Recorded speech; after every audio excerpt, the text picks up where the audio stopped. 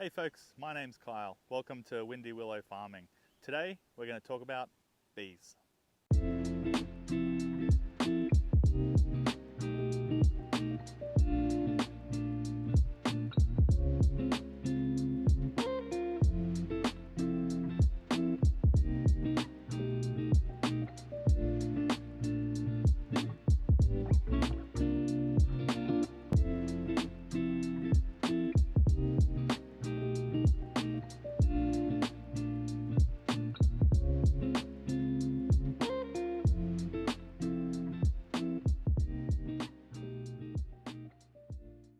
I want to first and foremost say I'm not sponsored by Flow, I'm not endorsed by them. I bought all the stuff you're going to see with my own money, but I just want to run through our first impressions for the first 6 months of having the Flow Hive. So let's talk about bees, shall we? I knew when we first moved out here that I really wanted to get some bees pretty early on. I'd been researching them for probably about a year before we came out here, and learnt that there's really two types of boxes, and that's the Langstroth or the Flow Hive. Realistically, the only difference between the two is what's up here in the super, and that's the Flow frame. So father and son duo in Australia have come up with this new frame which makes extraction of the honey really, really easy. And that definitely piqued my interest. Was something that made it seem like a lot easier for us to get into. And I will say it's an actual breeze to extract honey from this thing. So let's start from the beginning, I guess, and that's getting a Flow Hive and what to expect. Now these things come flat pack, so you do have to construct this. Pretty good construction for the most part. Few things that I would say is that there's a few bits that you're going to need extra probably on top of your purchase of the Flow Hive, and they're not the cheapest things in the world. It's definitely a lot more expensive to go this route than it is to go a Langstroth, so just keep that in mind. But your frames, so it comes with foundationless frames, and that just means that there's nothing in the frame itself. There's a little comb guide, which is just a little bit of wood at the top here, which just gives them a little bit of head start and tells the bees to build the comb down and hopefully straight. But you have to glue all these together. So some vice grips just to hold all these is something that I didn't really realize I was going to need until I got it. The other thing you can see too is that I have stained and painted the roof. So that's going to be up to you. I wanted it to last as long as it could, especially with the amount of money that I was spending on it. Here in Australia, there can be some pretty harsh sunny days, so definitely wanted to coat this thing and protect it. Just make sure the stuff you're using is obviously going to be safe for the bees, and just keep in mind that when you're getting this, it's not going to be super quick for you to put it together, because you definitely want to be making sure you leave all your paints and stains to cure for a few days, just so that you're not causing any harm to the bees when you put them in there. So you definitely want to make sure you've got a spot set aside as well. One of the things that you don't really want to be doing is, once you set this thing up, you probably don't want to be moving it.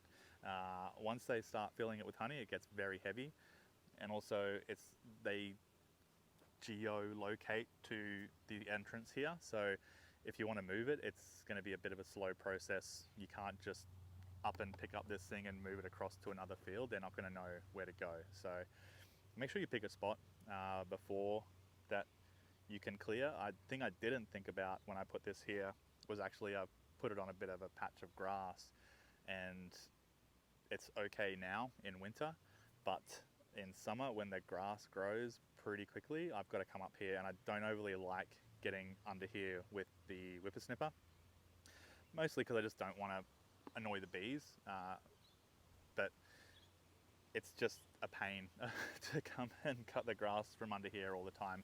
I have got a solution, I think, for this, which will be in another video, and that'll be to be putting a surround and then something down the bottom to stop the grass from growing through.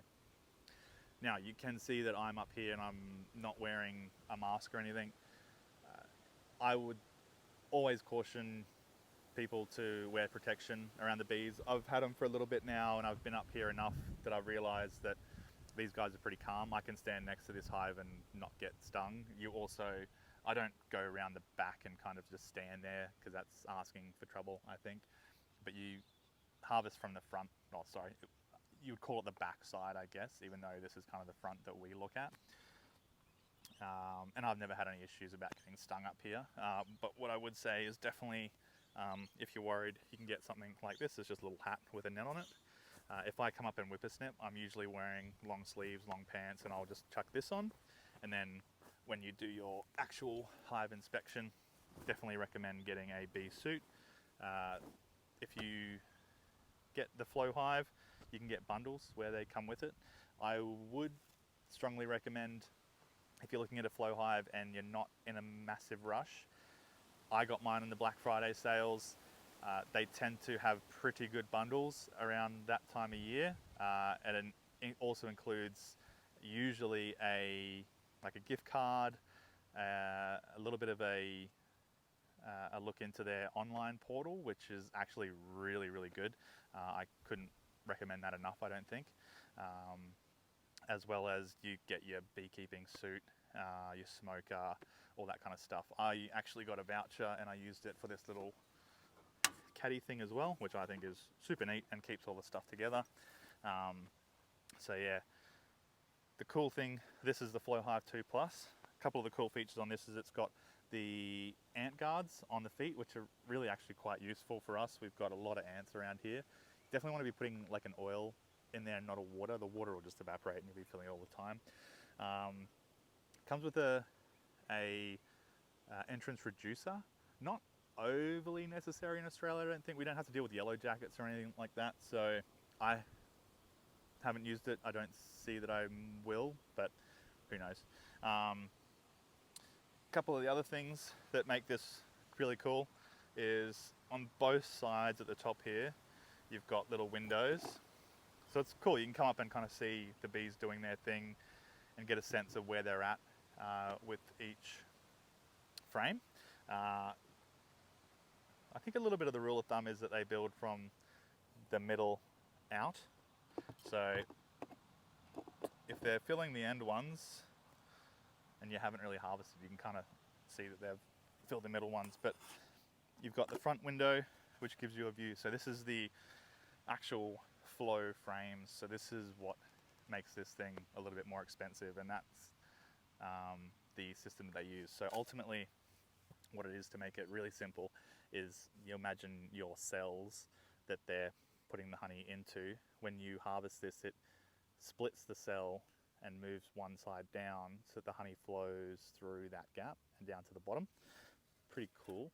A lot more detail that you can find out about that.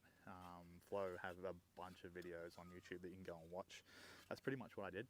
I definitely got a lot of information beforehand from their channel directly. Also, the other thing I would recommend is joining a bee group in your area if you have one. I joined the Northside Beekeeping Association here in Brisbane, and it's been a real help. They've got mentors, they've got books you can borrow, they've got gear you can borrow, they have meetings where they have people come and talk. One of the very real things that you will want to learn about is the varroa mite. In Queensland, we've been pretty lucky and not have to deal with it at this point, but we did just have our first detection at the airport recently, and there was a lockdown of that area. So being in a group, you really get a bit more information than you probably would if you're just going this alone. You do have to register your hive on the biosecurity's website, so you can't really own a hive without having a hive registration number. Really important to stop the spread of varroa mite and all that kind of stuff, that you do register and let the right authorities know that you have bees on your property. Because believe it or not, even moving, if you're in a certain area that's got restrictions, you can't even take your gear from one place to another. So it's something to be really careful of when you're kind of gonna start your journey is just making sure you know about all those kind of things. One of the other things I will say is there is a little bit of a notion that people who buy flow hives are kind of a lazy beekeeper. They think they can get this and it's just like I come and turn the tap and I get honey. You still really need to be doing hive inspections every few weeks if you can. Really important that you kind of know about what's going on in your brood box. So obviously you want to be checking on your queen, checking their laying, seeing what the colony looks like, if there's any kind of diseases or varroa mites, if they're being overrun with hive beetles. So you really want to be opening this up and having a look, and it really is a pretty fun thing to do. Actually, the hardest thing about beekeeping that I've found is lighting this thing. So this is your smoker.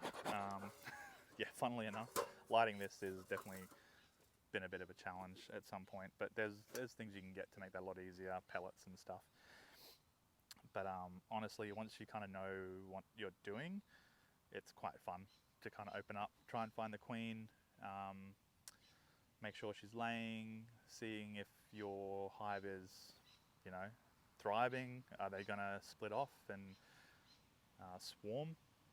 So something you want to be aware of too, because you don't want a rogue swarm if you can avoid it, and you might want to get someone in your area to take a split, which is just taking a few of the bees out of your box into a new box, which is I think how this kind of hobby starts, right? You get one and then you're like, oh, they're about to swarm, so I need to split, and you get another box, you get another box. But also that's what being a part of the beekeeping group in your area will really help with, because you'll have contacts and you'll know if someone can take one from you, and it will save your neighbours having a massive swarm of bees in one of their trees that they really don't want. So good to keep on top of that stuff. You've also got a couple other features like the ventilation holes down the bottom here, something quite simple, but you spin this around and the ventilation holes go either to the top or the bottom, so that gives them either more or less ventilation depending on what temperature it is. Got a little slide tray down the bottom here, which you can kind of pull out and inspect and make sure. Good indicator for hive beetles. You can put some oil in this as well, and the hive beetles will fall down and get trapped. And if you do a count every few weeks, you can kind of get a gauge of how many you've got in there, because they can overrun your hive and it becomes a bit of a pain.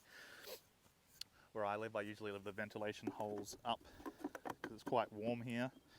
We don't have a traditional winter, I would say. But yeah, I've got the 7 frame version here, and you can see on the front window them working away there. Usually you can tell they're almost done with the frame if they're capping off the front ones. I have opened this recently, so I kind of know where these guys are at, and we might harvest this middle one here. It is getting to the middle of winter, so I don't overly want to take a lot of their honey, and it still looks like they're not quite kind of done with these ones, but there is one in the middle here that I think we're going to harvest today, so I can show you how easy that is. For the most part though, this thing's been really cool. It's nice to come up here and look at the bees and just kind of hang around. But yeah, some of the other tools that you're definitely going to need, and will come with the Flow Hive if you get one of those bundles, but J-Tool, this is pretty much what you're going to move all your frames in here with. Very, very important that you have one of these. When I got the caddy, it came with a little leather thing on the front, which came with a brush. It's got a little notebook, pencil, came with some extra parts, so extra little funnels for the front that you stick on where the honey comes out. You get some queen clips, some little honey wooden things. But yeah, I really like the design of this. It's really cool. And obviously this is the key to open your flow frame, so definitely don't want to lose that. But I just keep it in here. But yeah, very, very cool. Little bit of gear. Jars is probably the only other thing that you'll need. So yeah, I think we'll open this up and harvest this middle frame. So I'll reset it and kind of show you close up. Alright, I'm going to do a little bit of a harvest here, and I'll just show you how easy it is with the flow hive. So this little thing just holds the door in place, that just comes off, and you can see all the frames in there. Get a little tool with it, which you've just got to undo a couple of screws here. Actually, I'll just make sure I'm going to make that the right height.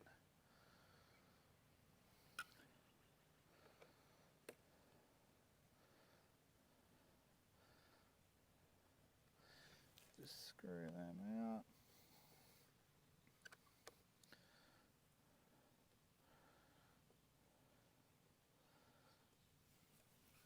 And then these things just have a little bit on the back.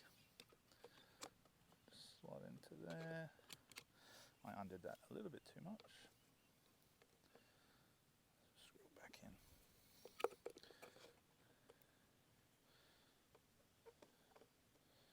That's probably alright.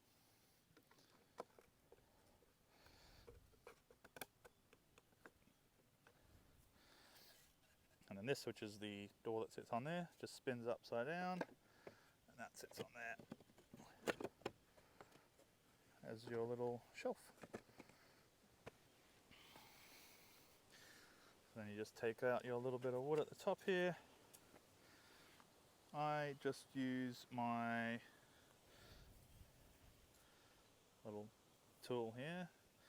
Actually, I'll just make sure I've got my spout first.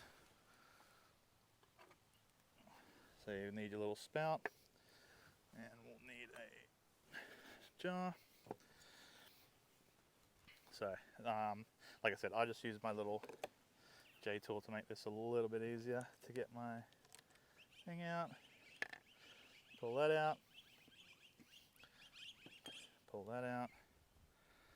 So once you've got those two removed, you can put your spout, and there's a little lip here, and that goes into the bottom part, like that. Jar goes underneath. Now, you'll see up here, there's the little bit in the middle, and there's this gap above and a gap below. So for releasing it, we're going to go underneath that little gap, and then we're going to go in probably halfway, and then just turn. Crack that, and you'll see the honey starting to come out.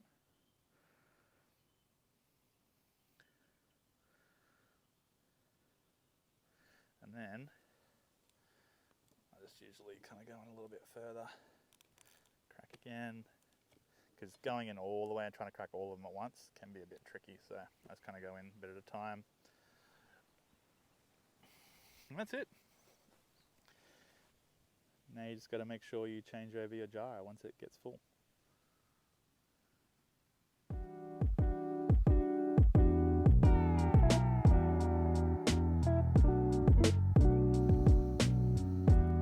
With Hive, you just have the same kind of, you've probably seen these things. There's really kind of